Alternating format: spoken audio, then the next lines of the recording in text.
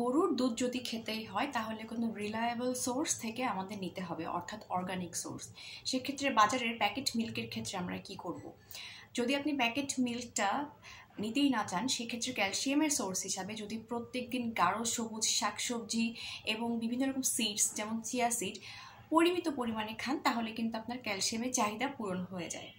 এখন দুধের ক্ষেত্রে আরেকটা কথা না বললেই নাই। আমি আমার প্র্যাকটিস এবং বিভিন্ন রকম রিসার্চে দেখেছি যে দুধ খেলে বিভিন্ন রকম ইস্যুস যেমন পেটের সমস্যা অথবা বিভিন্ন রকম স্কিন সমস্যা, আপনার অটো ইমিউন ডিজিজ, এগুলো কিন্তু বেড়ে যায়। তাই আমরা দুধটাকে মানা করে দিই।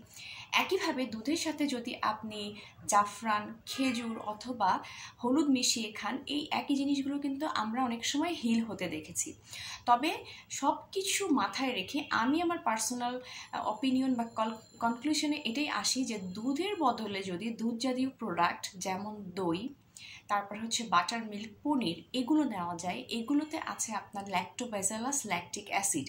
এগুলো যদি প্রত্যেক দিন আপনি পরিমিত পরিমাণে নেন, তাহলে ওই যে আইবিএস, আপনার স্কিনের সমস্যা, অটো ইমিউন ডিজিজ অথবা দুধ থেকে তৈরি যে কোনো সমস্যা, আপনার শুধুমাত্র এই দুধের তৈরি প্রোডাক্টগুলো খেলেই কিন্তু আমরা এটাতে খুব ভালো একটা রেজাল্ট পেতে দেখেছি। তাই দুধের বদলে দুধের তৈরি প্রোডাক্টগুলোতে আপনি চলে আসেন এবং সুস্থ থাকুন।